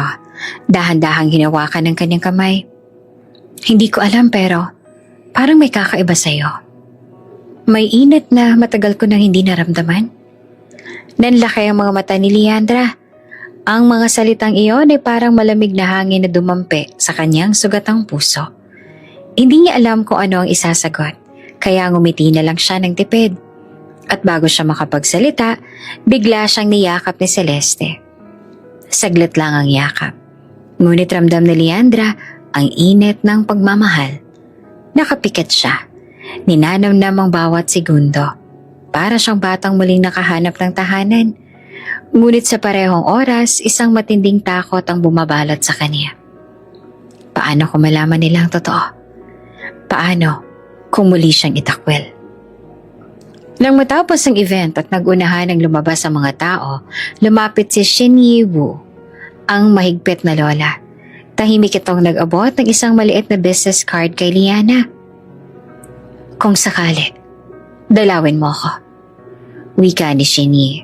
Matalim ang tingin pero may kakaibang lambing sa tono. "Hindi ko maipaliwanag, pero parang may koneksyon akong nararamdaman." Halos hindi nakapagsalita si Leandra. Kinuha niya ang card, nanginginig ang kamay at napayuko lamang. Ang lola na minsang gustong ipalibing siya ng buhay, ngayon ay tila may kutob na siya ang kanilang nawalang apo. Paglabas nila ng hotel, tumabi si Donato sa kanya. Tahimik silang naglakad papunta sa sasakyan at doon sa gitna ng ilaw ng syudad, nagsalita ang CEO. "Liana," malumanay na sabi ni Donato. "Matagal ko na sanang gustong sabihin sa iyo ito. Pero ngayong gabi, hindi ko na kayang pigilan." Napatigil siya at tinitigan ng dalaga. Ang mga mata niya ay seryoso, puno ng damdamin. "I think I'm falling in love with you." Parang biglang huminto ang paligid para kay Leandra. Ang puso niya ay kumabog ng mabilis at ang mga alaala ng habilin ni Dorina ay bumalik. "Huwag kang iibig ng inchik." Hindi niya lubos na maintindihan noon. Ngunit ngayong narito si Donato, parang unti-unti niyang naiintindihan ang babala. "Sir Donato?" Bulong niya at pilit hinahanap ang tamang salita. Ngunit walang lumabas. Hindi niya kayang sagutin. Hindi sa gabing iyon. Napangiti si Donato. Kahit halatang nasaktan. "It's okay. You don't have to answer now. I just want you to know how I feel."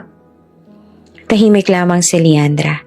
Nakatingin sa mga ilaw ng syudad mula sa sasakyan. Sa puso niya, isang bagyong hindi niya alam kung paanong haharapin. Ang init ng yakap ng kanyang ina, ang bigat ng business card sa kanyang bulsa, at ang pag-ibig na biglang pumasok sa kanyang buhay. Lahat ito ay sabay-sabay na bumabalot sa kanya. Sa gabing iyon, hindi siya makatulog. Sa bawat pagdikit ng mata, paulit-ulit niyang naririnig ang boses ni Celeste. "May kakaiba sa'yo." At ang tinig ni Donato, I'm falling in love with you. Ang lahat ng damdaming pilit niyang tinatago ay unti-unting lumilitaw at alam niyang darating ang oras na kailangan niyang pumili. Ang katotohanan ng kanyang nakaraan o ang kinabukasang maaaring magbago ng lahat. Umaga ng Lunes, sanay si Donato na nakikita si Leandra pagdating niya sa opisina. Nakangiti, naka-ponytail, hawak ang mop o walis. Pero may mga matang laging buhay kapag nag-uusap sila tungkol sa numbers. Ngunit sa araw na iyon, wala siya. Sir, hindi po pumasok si Liana ngayon. Sabi ng HR officer nang dumaan siya. First time niyang umabsent? Tanong ni Donato, kunot ang noo. Opo sir, hindi rin po nagpaalam. Pinilit niyang kalmahin ang sarili. Siguro masama lang ang pakiramdam. O baka may emergency. Pero nang sumunod na araw ay hindi pa rin ito dumating. At pangatlong araw wala pa rin si Leandra. Nagsimula ng mabahala ang CEO. Hindi siya mapakali. Bawat meeting ay hindi niya naintindihan at parang wala siyang naririnig. Ang mga charts at reports sa harap niya ay parang lumalabo. Sa halip, ang mukha lang ni Leandra ang pumapasok sa isip niya. Ang masigla nitong mga mata, ang ngiting simpleng-simple pero nakakahawa. Sa ikatlong gabi, nagdesisyon si Donato na puntahan ito sa inuupahang apartment. Gabi na nang makarating siya roon, dalang maliit na bouquet ng white lilies para sana pasayahin siya kung sakaling may dinadaanan nitong mabigat. Good evening, Manong. Bati niya sa landlord. Nandyan ba si Liana? Room 2B? Napakamot ng ulo ang matandang landlord. Ay, si Liana po ba? Wala na po siya rito. Parang binuhusan ng malamig na tubig si Donato. Wala? Ano pong ibig niyo sabihin? Bigla na lang po siya nagpaalam kahapon. Wala mo lang masyadong sinabi, basta umalis. Iniwan niya ang susi. Bayad naman ang renta hanggang katapusan ng linggo, tapos nagmamadali pang magbenta ng ilang gamit. Napatulala si Donato. Hawak-hawak pa rin niya ang kanyang bouquet na para sana kay Leandra. Ngunit ngayon ay tila wala ng saysay. May sinabi po ba kung saan siya pupunta? Desperadong tanong niya. Umiling ang landlord. Wala po, basta halatang ayaw niyang ipaalam. Para bang may tinatakbuhan? Mabigat ang pakiramdam ni Donato habang bumalik sa kotse. Ilang minuto siya nakaupo roon, nakatingin sa dilim. Hawak ang mga bulaklak. Bakit siya umalis? Ako bang dahilan? Ang pag-amin ko bang nagtulak sa kanya para lumayo? Kinabukasan, inutos niya sa kanyang mga tauhan na hanapin si Leandra. Pinatrace niya ang pangalan, ang mga dating transaksyon nito, pati ang address na nakalagay sa kanyang record sa HR. Ngunit halos wala na silang makita. Sir, ulat ng isang investigator. Walang record si Liana bago siya lumipat dito sa Maynila. Wala ring school documents o employment history. Parang bigla na lang siyang sumulpot 3 taon na nakaraan. Mas lalong lumalim ang misteryo. Sino nga ba talaga si Liana? Hindi mapigilan ni Donato ang pagkabalisa. Hindi lang dahil nawala ang babaeng tinatawag niyang Lucky Charm, kundi dahil naramdaman niya na parang may mas malalim pa itong tinatago. Naaalala niya ang gabing nagpaabot siya ng pag-ibig. Ang tingin ni Leandra, puno ng emosyon, pero hindi nakasagot. Baka natakot siya. Baka ako ang dahilan kung bakit siya lumayo. Lumipas ang mga araw na walang balita. Habang nagiging mas maayos ang takbo ng kumpanya, kabaligtaran naman ang nangyayari sa puso ni Donato. Parang may malaking butas na iniwan ang pagkawala ni Leandra. Sa bawat boardroom presentation, sa bawat dinner meeting, hinahanap niya ang presensya nito. Ang babaeng nagbigay liwanag sa mga gabi niyang puno ng stress. Minsan nakatayo siya sa bintana ng kanyang opisina, nakatanaw sa mga ilaw ng syudad. Naaalala niya ang investors' dinner. Nagtataka siya kung bakit naging balisa ang dalaga simula nang makilala ang pamilyang Wu. At ngayon, mas lalong dumami ang tanong sa isip niya. Ano nga bang koneksyon niya sa pamilyang Hu? Habang hindi niya ito masagot, isa lang ang malinaw. Hindi siya titigil. Find her. Mahigpit yung bilin sa kanyang mga tauhan. I don't care how long it takes. Just bring her back to me. Sa puso ni Donato, hindi lang isang empleyado si Leandra. Hindi lang siya lucky charm ng kumpanya. Siya ang babaeng unti-unti nang bumalot sa bawat tibok ng kanyang puso. At ngayong bigla itong naglaho, para bang nawala rin ang kalahati ng kanyang sarili. Ngunit sa kabilang banda ng syudad, tahimik na nakaupo si Leandra sa isang maliit na terminal ng bus. Hawak ang bag na puno ng ilang damit at librong iniwan sa kanya ni Dorina. Sa kanyang kamay, nakatago ang business card ng Wu family. Hindi niya alam kung saan siya pupunta. Ang alam lang niya, kailangan niyang lumayo bago siya tuluyang lamunin ng nakaraan at bago siya magpatalo sa nararamdaman niya para kay Donato. Habang umaandar ang bus papalayo sa Maynila, marahang pumatak ang kanyang luha. Alam niyang minsan sa buhay niya, natikman niya ang yakap ng isang ina at ang pag-ibig ng isang lalaki. Ngunit ngayong pinili niyang maglaho, hindi niya alam kung kailan pa muling mararanasan iyon. Tahimik ang buong paligid ng Wu Mansion ng gabing iyon. Madilim, matanging liwanag lang ng mga poste at buwan ang nagbibigay ng gabay sa bawat sulok. Dahan-dahang pumasok si Leandra sa loob. Halos hindi na humihinga sa kaba. Hindi na siya nakatiis. Isang linggo siyang nagtatago. Pero ang damdamin ng isang anak na sabik makita ang ina ay mas matimbang kaysa takot na mahuli. Dumiretso siya sa likurang gate na minsan ay nadaanan niya noon. Alam niyang may posibilidad na may CCTV o gwardya, pero ipinagkibit balikat niya iyon. Ang mahalaga, makapasok siya. Habang naglalakad sa hallway, pinipigilan niyang umiyak. Pero nanginginig ang mga kamay niya habang hinahaplos ang mga mamahaling painting sa dingding. Simbolo ng buhay na minsan ay para sana sa kanya. Biglang isang malakas na boses ang gumulat sa kanya. Anong ginagawa mo rito? Nanigas siya. Si Esteban Wu, ang ama na kailanman ay hindi niya nakilala.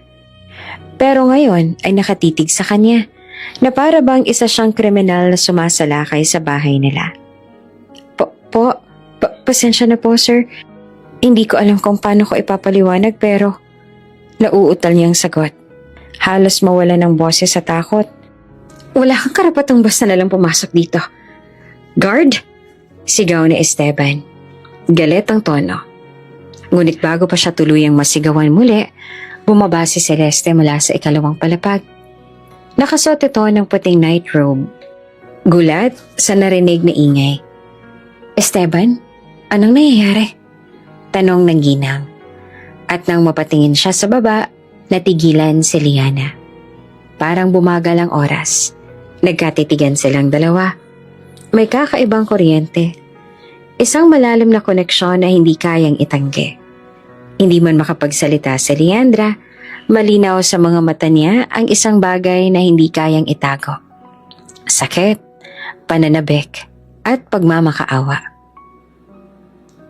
Babae na basta na lang pumasok sa bahay. Pwede siyang magnakaw. Oh, putol ni Esteban, pero pinigilan siya ni Celeste. Tama na, Esteban. Ako ang kakausap. Mariing wika ng ginang. Halos nanginginig ang tinig. Lumapit si Celeste kay Leandra. Habang mas lumalapit, mas lumalakas ang tibok ng puso ni Leandra. Gusto niyang umatras pero tila naipit ang mga paa niya sa sahig. Liana, bulong ni Celeste. Ginagamit ang pangalang na kilala niya sa kanya. Bakit ka narito? Hindi agad nakasagot si Leandra. Nanginginig lang ang labi niya. Sa wakas, bumagsak ang isang luha sa kanyang pisngi. Pasensya na, ma'am. Hindi ko na rin alam kung bakit ako nandito. Gusto ko lang makita kayo. Mahina niyang sabi. Huminga ng malalim si Celeste. May kakaibang init na dumaloy sa dibdib niya. Hindi niya maipaliwanag. Pero mula pa nang unang makita niya si Liana, may kutob na siya. Ngayon, habang kaharap niya ito sa katahimikan ng kanilang mansyon, lalo pang lumalakas ang pakiramdam. Esteban, wika niya. Hindi na inalis ang tingin sa dalaga. Pabayaan mo muna kami. Tila nagduda na si Esteban pero sa huli ay tinalikuran silang dalawa. Bagamat halata ang tensyon sa mukha nito, naiwan sina Celeste at Leandra sa gitna ng malawak na sala. Lumapit pa si Celeste at dahan-dahang hinawakan ang balikat ng dalaga. Liana, mula nung una kitang makita, may naramdaman na akong kakaiba. Hindi ko alam kung tamang iniisip ko pero bawat kilos mo, bawat salita mo, parang natigilan siya, nanginginig ang boses. Parang ikaw ang anak na matagal ko nang nawalay sa akin. Doon na tuluyang bumigay si Leandra. Hindi niya nakinaya ang bigat sa dibdib. Mama, bulong niya at halos hindi lumalabas ang boses. At sa isang iglap, niyakap siya ni Celeste ng mahigpit. Parang ayaw na siyang pakawalan. Tumulo ang luha ng ginang habang paulit-ulit na binubulong. Anak ko. Tuloy ang napahagulgol si Leandra. Ang mga luha na matagal niyang pinigilan, ngayon ay walang tigil na bumabagsak. Ang yakap na iyon ang yakap na matagal niyang pinangarap. Ang yakap ng isang inang hindi niya nakasama sa paglaki. Pasensya na ma. Halos sumisigok na sabi niya. Pasensya na ako ngayon lang. Kung hindi ko agad sinabi. Shhh. Wala kang kailangang ipaliwanag. Sagot naman ni Celeste. Hinahaplos ang buhok niya. Ang mahalaga nandito ka na. Hindi kita bibitawan ulit. Naiwan si Esteban sa gilid ng hagdan. Tahimik na pinagmamasdan ng dalawa. Hindi niya alam kung ano ba ang dapat na maramdaman. Galit ba dahil sa pagtatago o pagkabigla dahil sa posibleng katotohanan? Ang malinaw lang sa gabing iyon, nagtagpo ang isang ina at ang anak na matagal nang nawala. Para kay Leandra, iyon ang unang pagkakataon na tunay siyang nakaramdam ng tahanan.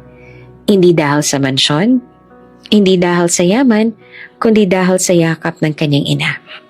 At sa puso ni Celeste, buo na ang kanyang paniniwala. Ang kutob ng isang ina ay hindi kailanman nagkakamali. Tahimik ang gabi sa mansyon ng Wu nang tuluyang bumalik si Leandra. Sa bawat paghinga niya, ramdam ang bigat ng nakaraan. Naroon siya sa piling ng pamilyang minsang itinakwil siya, pero hindi pa rin niya magawang ipaalam ang buong katotohanan. Para kay Lola Shini, isa pa rin siyang estrangherang dalaga na nakilala lang nila sa isang hapunan. Kaya pinili niyang manahimik muna, magpakilala bilang Liana. Hindi bilang walang si Leandra. Sa umaga, kasama siya ni Celeste at Esteban. Tumutulong sa mga simpleng gawain at nakikipagkwentuhan sa mga kapatid. Tahimik siyang nakikinig habang kinikwento ni Celeste ang mga araw noong bata pa ang nawawalang anak. At bawat salitang yon ay parang karayom na tumutusok sa kanyang puso. Hindi niya alam kung tatawa ba o iiyak. Kaya pinili niyang ngumiti at itago ang lahat. Bago matapos ang araw, muling nagkita sina Donato at Leandra. Naroon si Leandra sa maliit na cafe, malapit sa opisina nang biglang pumasok si Donato. Para bang huminto ang mundo nang magtama ang kanilang mga mata. Matagal silang hindi nagkita mula nang maglaho siya. Kita sa mukha ni Donato ang gulat at pananabik. Samantalang si Leandra naman ay tila nabigla at hindi makagalaw. Lumapit si Donato, dala ngiti at pag-aalala. Liana, ikaw nga. Bulong niya at bahagyang yumuko ang dalaga. Hindi alam kung ano ang dapat sabihin, ngunit sapat na ang muling pagkikita para maramdaman na lang hindi kailanman naglaho ang koneksyon sa pagitan nila. Isang araw ay bumalik na siya sa trabaho sa Rivera Holdings. Doon siya, si Liana na janitress na unti-unting napapalapit kay Donato. Sa bawat gabing magkasama sila sa opisina, Habang nagtutulungan sa pagsusuri ng mga numero, ramdam niya ang kakaibang tiwala at suporta ng CEO. Sa dalawang mundong ginagalawan niya, isang anak na muling bumabalik sa pamilya at isang empleyadong nagsusumikap makamit ang pangarap. Hindi niya alam kung saan ba siya tunay na nababagay. Liana, tawag ni Donato isang gabi habang abala silang dalawa sa boardroom. Naaalala ko, sabi mo gusto mong makapagtapos pero wala kang formal records, tama? Napayuko siya. Oo, hindi ako nakapag-high school pero nagbasa naman ako ng libro. Self-study nga lang. May pait sa tinig niya. Parang hiya na rin. Ngumiti naman si Donato. Kung ganon, tutulungan kitang makapag-ALS para makapag-college ka na. Sayang ang talino mo kung dito lang iikot ang mundo mo sa mop at walis. Hindi niya mapigilang mapangiti sabay biro.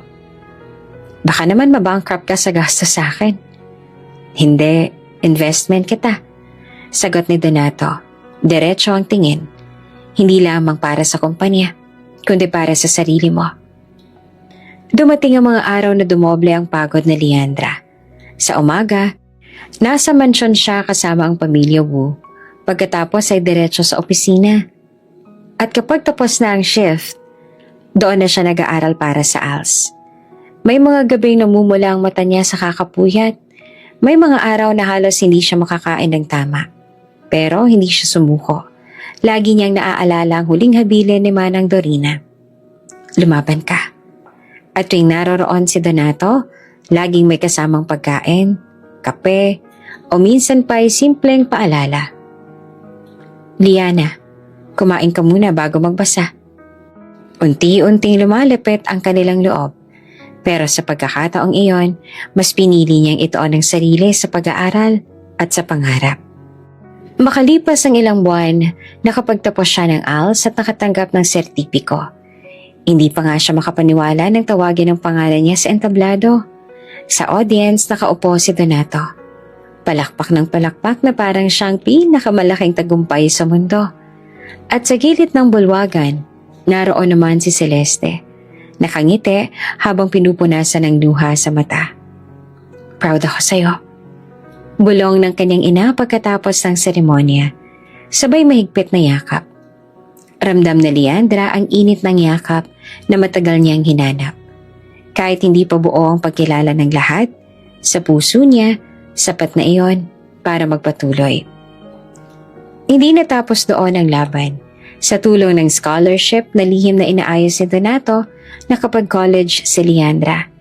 Naging working student siya. Minsan ay naglilinis pa rin sa kumpanya tuwing weekend para makatulong sa sariling gastusin. Sa bawat exam, sa bawat project, lagi siyang nasa unahan.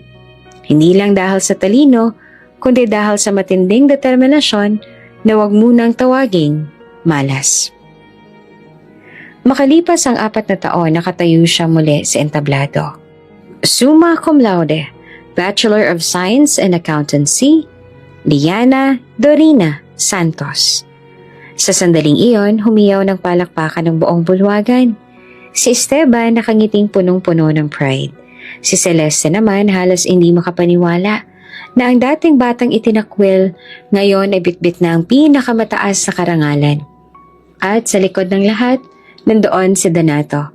Hindi makaalis ang tingin sa kanya. Hindi lang siya isang empleyado. Hindi lang siya isang prodigy. Siya ang babaeng minahal niya nang hindi niya namamalayan. Hindi nagtagal, dumating ang CPA board exam. Lahat ng pagod, puyat at sakripisyo, sinubok siya. Ngunit nang lumabas ang resulta, nakalista ang pangalan niya. Hindi lang pumasa, kundi top-notcher. Top 1? Halos pasigaw si Celeste nang makita ang pangalan ng anak sa dyaryo. Niyakap niya ito ng mahigpit. Parang ayaw nang pakawalan. Anak, ang galing mo. Isa kang tunay na Wu. Lumingon si Leandra. Nakangiti pero may halong lungkot sa kanyang mga mata. Oo, isa nga siyang Wu. Pero hanggang kailan niya maitatago ang katotohanan? Hanggang kailan siya mananatiling Liana sa mata ng lahat? at hindi bilang ang nawawalang si Leandra. Sa gabing iyon may selebrasyon sa mansyon. Nakapalibot ang buong pamilya.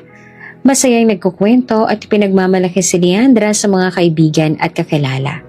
Si Shinny tahimik lang, pero mapapansin ang kakaibang kislap sa kanyang mga mata. Hindi ko alam. Bulong nito kay Esteban. Pero may kakaiba talaga sa batang yan. Napatingin naman si Esteban kay Leandra at saka napalunok. Oo ma. Parang may liwanag siya na matagal na nating nawala. At sa kabila ng ingay ng tawanan at musika, nakaupo si Leandra sa gilid. Pinagmamasdan ng pamilya. Sa kanyang puso, alam niyang totoo ang lahat ng tagumpay niya. Pero alam din niyang hindi pa tapos ang laban. Dahil darating ang araw, nakakailanganin niyang harapin ang buong katotohanan. Ang buong mundo ay tila huminto nang dumating ang pandemya. Sa isang iglap, nagsara ang mga negosyo. Bumagsak ang ekonomiya at bawat pamilya ay binalot ng takot. Hindi nakaligtas dito ang pamilya Wu. Minsan ang nalugmok sa mga sumpa at pamahiin. Ngayon ay muli na namang hinahabol ng kapalaran. Si Esteban, ang ama, at si Severino, ang panganay na anak na lalaki ay parehong tinamaan ng COVID. Halos hindi makahinga si Esteban at palaging nilalagnat naman si Severino. Ang dating marangyang mansyon ay puno ng kaba, dasal at mga tunog ng ubo sa gabi. Si Celeste kahit takot sa sakit, hindi nagdalawang isip na alagaan ng mag-ama. Ngunit batid niyang hindi sapat ang kanyang lakas. Kailangan nila ng tulong. Isang hapon dumating si Leandra. Suot ang mask at daladala ang isang malaking bag ng Chinese herbs, vitamins at ilang gamot na ipinasa sa kanya ng isang kakilalang doktor. Ma, eto po, para kay Papa at Sevi. Nakabubuti raw to para sa ubo at lagnat. Mahina niyang wika habang iniaabot kay Celeste. Naluha si Celeste sa kabutihan ng anak.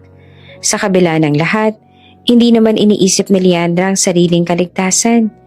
Tahimik niyang pinunasan ng pawis ang ama. Inabutan ng tubig si Severino at nagbili ng tamang oras ang pag-inom ng gamot. Para bang isa siyang tunay na tagapag-alaga. Hindi iniwan kahit delikado. Ngunit hindi lahat ay natuwa. Mula sa ikalawang palapag, tahimik na nakamasid si Shinny. Ang bawat paglapit ni Leandra sa kanyang pamilya ay parang tinik na lalong bumabaon sa kanyang dibdib. Sa isipan niya, hindi iyon pag-aalaga, kundi pamahiin na muling gumigising. Hindi sapat ang gamot, singhal ni Shinny kinagabihan. Kailangan natin ng tulong ng Feng Shui Master. Ito na lang makakapagligtas sa kanila. Ayaw sana ni Celeste, ngunit hindi niya mapigil ang matanda. Ilang oras lang ang lumipas, dumating ang isang lalaking kilala sa kanilang lugar. Isang Feng Shui Master na minsan na ring nagdulot ng bangungot kay Leandra. May dalang kampana at mga papel na insenso. Maingat niyang sinuri ang bawat sulok ng mansyon. Nang matapos, suminto ito sa sala at malamig na sinabi, "May bangkay na nabuhay sa bahay na ito. Siya ang ugat ng kamalasan."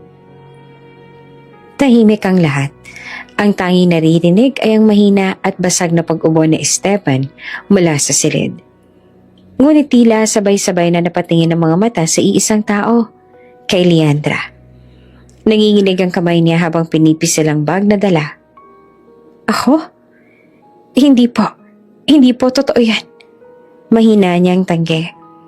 Ngunit mas lalong nag-aapoy ang galit sa mga mata ni Shinny. "Matagal ko nang alam. Niloko mo ko, Celeste." Sigaw ng matanda. "Itinago mo ang sumpa sa pamilyang to. Siya ang dahilan ng pagkamatay ng kanyang lolo at ni Hiro. Siyang nagpabagsak ng negosyo. At ngayon, ang pagkakasakit ni na Esteban at Severino? Hindi totoo yan, ma." Sagot naman ni Celeste na halos maiyak na. "Anak ko si Leandra at hindi siya sumpa. Hindi siya multo. Tao siya. Dugot laman ko." Ngunit bingi na si Shinny sa katwiran.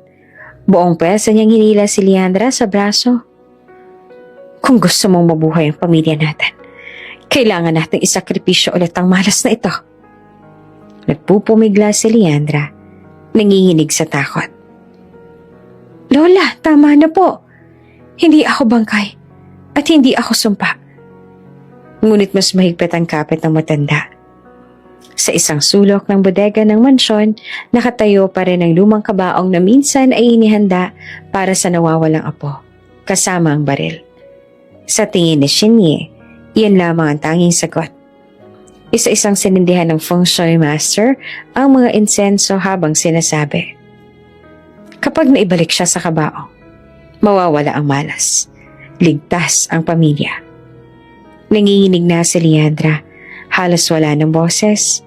Ang mga kasambahay ay nag-aalangan kung pipigilan ba o hahayaan ng matanda. Si Celeste halos masiraan ng loob. Pilit na humahabol sa anak. Ma, tama na. Huwag mong gawin to. Sigaw niya habang pinipigilan ang mga kamay ng ina. Ngunit parang bato si Shinye.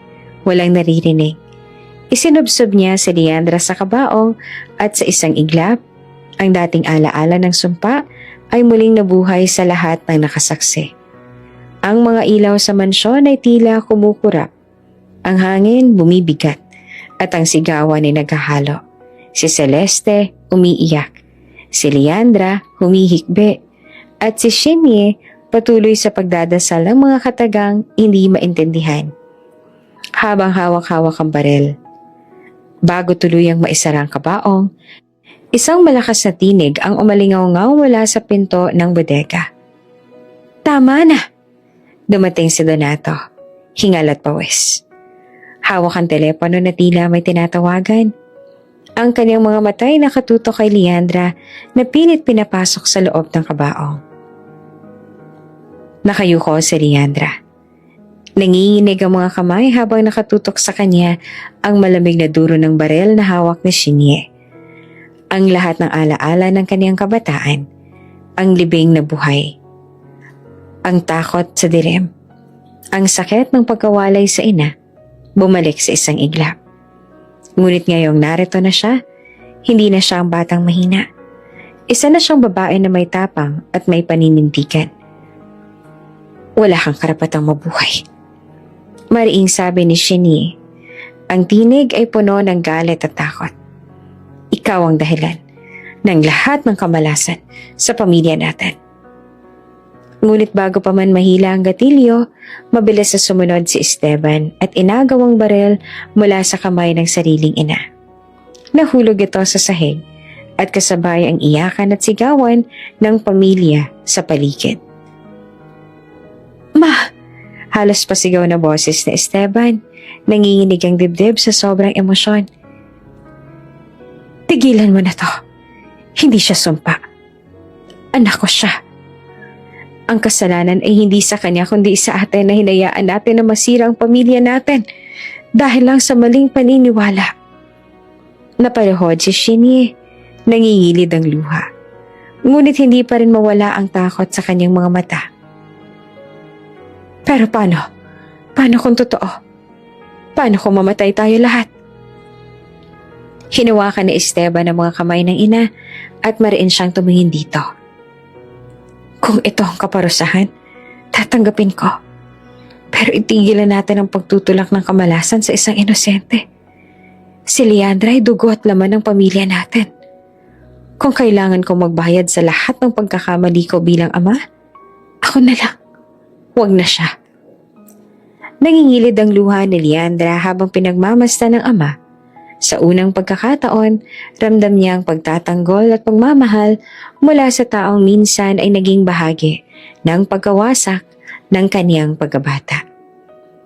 Tahimik ang lahat nang biglang lumapit si Celeste at niyakap si Shinye mula sa likod. Ma, tama na. Huwag mo nang hayaan ang huling alaala namin sa iyo ay galit at takot. Patawarin na natin ang isa't isa. Hindi na natin kayang balikan ang nakaraan. Pero pwede pa nating ayusin na ngayon. Nanginig ang matanda. Unti-unting bumagsak ang baril mula sa kanyang kamay. Lumuha siya. Mas malalim kesa sa dati. Anong nagawa ko? Ililibing ko ang sariling apo. Paulit-ulit kong sinira ang pamilya ko. Lumapit si Leandra, nangingilid ang luha ngunit matatag ang tinig. Lola, hindi ako perpekto. At alam kong hindi rin kayo.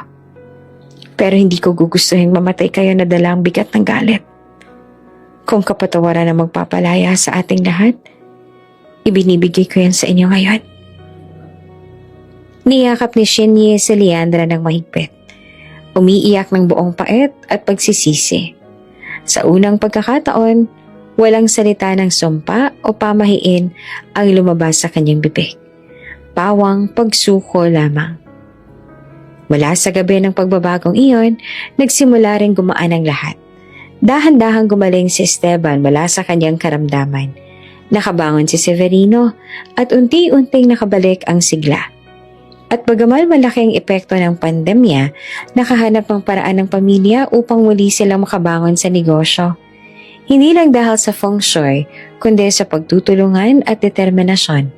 Si Leandra, na sa wakas ay tinanggap na bilang bahagi ng pamilya, ay nakatayo sa gitna ng lahat. Hindi na siya batang ipinalibing ng buhay. Siya na ang babaeng pinili ang sariling kapalaran. Isang hapon, dumating si Donato sa mansyon ng Wu family. May dala siyang isang maliit na kahon at isang ngiting puno ng emosyon. Hindi na siya nagdalawang isip. Sa harap ng pamilya, lumapit siya kay Leandra.